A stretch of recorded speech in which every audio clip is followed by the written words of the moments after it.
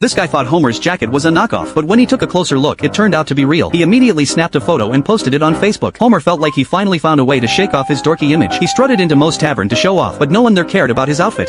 I was once like you, wearing clothes I bought at the gas station or found at the beach. Then he got Lenny to buy the same jacket. Soon everyone was wearing it, and Springfield's middle-aged men were suddenly dressing like hypebeasts. They hit the streets together, turning heads everywhere. Thanks to Homer, the town's men were all about streetwear now. Meanwhile, a kid designed a pair of trendy sneakers inspired by Bart's hairstyle. When they tested them out, they crashed into a stack of paint cans, leaving splashes all over. That messy accident gave Bart's sneakers their signature look. They decided to launch the shoes publicly, hoping teens would love them. But when they showed up at the store, it was already packed with middle-aged men in streetwear. The kid told Bart that no matter how popular a brand is with young people, once middle-aged guys latch onto it, it's doomed. Back home, Homer posed for photos in his streetwear. Bart begged him to stop before he ruined everything, but Homer refused. He didn't want to go back to looking lame. Worse, he planned to lead all the middle-aged men straight to Bart's sneaker launch to buy shoes. Bart rushed to tell the kid, who covered his face and cried. Bart then thought of someone who could help and quickly made a phone call. Yes. Just as Homer was leading the crowd toward the launch, Marge stepped in to block him. She urged him to let go and be himself again. Homer immediately ditched the streetwear. Bart was grateful his dad gave it up. Father and son hugged tightly. Maggie grew her first tooth, and her legs started degenerating while sprouting lots of tentacles, and she even crawled up onto the roof. Marge asked Homer to figure out what to do, but Homer just got flung away. They took Maggie to the hospital for a checkup, but the doctor had no idea what was going on either. Since Maggie couldn't talk, nobody could help her. Maggie was actually an alien who used sound waves to communicate with the alien Kong in space. After receiving Maggie's signal, Kong decided to come to Earth to see his daughter. Kong came to Earth and told Homer that Maggie was his daughter. Homer confronted Marge about how she could cheat on him with an alien. Was he really that useless? Marge recalled being abducted by aliens 3 years ago. The aliens wanted to mate with every species in the universe to see if they could create new species. The alien zapped Marge with a laser and then let her go. 9 months later, Maggie was born, and now that Maggie had grown up, Kong wanted to take her home. Homer refused to give up Maggie, and they started fighting over her. That's when Bart came up with an idea. They went on a talk show. A woman in the audience accused Kong of being shameless, coming to fight for custody when Maggie was already so old. Kong shot a laser at her and she disappeared. Then anyone who opposed him taking Maggie away got zapped out of existence. The host saw that things were getting out of hand, so he let Maggie make the decision. What the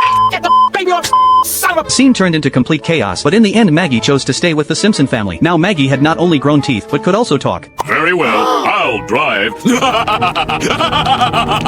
Homer's head turned into a never-ending donut because he loves eating donuts so much. Well, time to go to work. Dad, I wouldn't go outside if I were you. Don't worry, boys. He's gotta come out of there sometime. This happened because he was cursed by a devil. At work, Homer felt anxious because there were no donuts, so he said something. I'd sell my soul for a donut.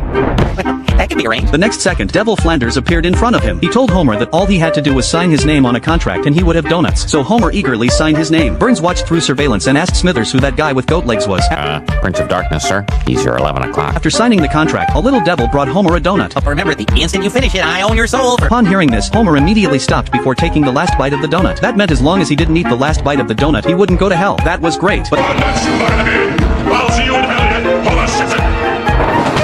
that night, Homer opened the refrigerator and ignored the warning inside. He picked up the very last bite of donut and ate it. The devil immediately appeared to take Homer away. A fiery vortex appeared on the kitchen floor. Homer was sucked into the fiery vortex but got stuck at the opening because of his big butt. The huge commotion attracted the others. Lisa came forward and said this wasn't proper procedure. Even signed contracts had to follow due process. To convince the Simpson family, the devil decided to hold court at exactly midnight tomorrow. Homer would be taken to hell to wait in the meantime.